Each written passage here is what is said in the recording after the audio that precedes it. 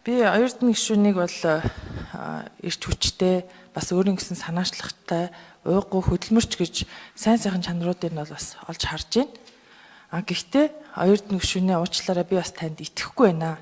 Би итгэхгүй байгаагаа би өнөөдөр хэлж энэ өнөөдрийн 2019 оны 2 дугаар сарын 2-ны өдөр Эгч Жанжин Сүхбаатарын мэндэлсэн өдрийн чуулганы нэгдсэн хуралдааны протоколд үлдэх хүсэлтэй байна. Яагаад би танд итгэхгүй байна вэ? Яагаад гэвэл бид бол бүгдээрээ ард түмнийхээ тодорхой хэсэг дээр очиж нэр дэвшиж мандат өгүүлж энд орж ирсэн. Хэрвээ та хувийн компанид ажиллаад юм уу өөр одоо хуваарь ажил хийгээд явж исэн зөвхөн өөрийнхөө өмнөөс ажиллаад явж исэн бол бас тэр бол таны асуудал байх ёстой байсан байх. Магадгүй олон хүний өмнө очиж нэр дэвшиж олон хүний өмнө хинбэ гэдгийг өөрийгөө харуулж байж байгаа учраас бид бол олон хүний өмнө хариуцлага хүлээж байгаа. Тэгэхээр энэ телевизийн цэнхэр дэлгэцийг үзэж суугаа сонгогчдод ялангуяа залуучуудад улс төрд итгэх итгэл маш суларж байна. Яагаад залуучууд өнөөдөр улс төрд орхоос дургуучид улс төрчдийг үзэн ядаж дургуутсаж байна гэхээр шудраг биш байгаад худалч байгаад худлаа хилдэг байгаад хүмүүс дургуутсаад байгаа маа. Залуучууд ялангуяа энэ байдлыг бол туйлыхж ихж байгаа гэж би бодож байна.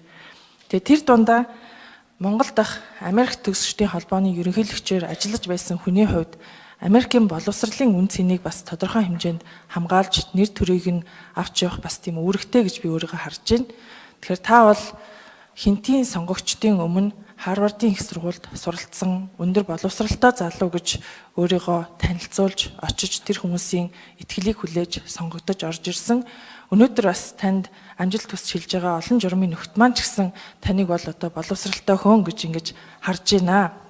За тийм болохоор яг оюун чим гишүүний уучлаарай би өөрийнхөө байр суурийг илэрхийлэх хэрэгтэй.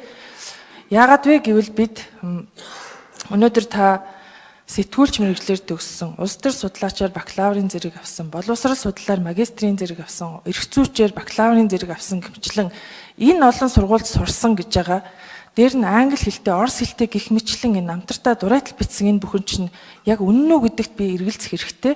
Би энд эргэлзэж байна. Тэгээ би танд итгэхгүй байна. Тэрийгээ би өнөөдрийн энэ хурлын протоколд хэлж үлдээмээр байна.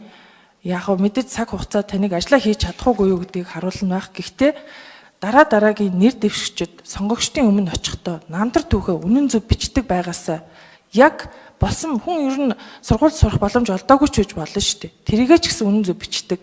Амьдрал тохиолдсон юу ч байлаа гэсэн даван туулсан арга замаа тэр итгэл өөрийнхөө хийсэн буруу алдаагаа ч гэсэн зөвөр нь үннээр нь бичиж гэмшлээ ч гэсэн дурайтал нь бичиж хүмүүст очихдоо үнэн зөв өөрийнхөө жинхэнэ хинбэ гэдгээ үннээр нь хэлдэг байгаасаа гэсэн тийм шудраг үнэнч худалч биш нийгмийг би хүсэж байгаа учраас өнөөдөр эргэлзэж байгаа гэдгээ итгэхгүй байх гэдгээ өнөөдөр би хэлж үлдээхийг хүсэж байна.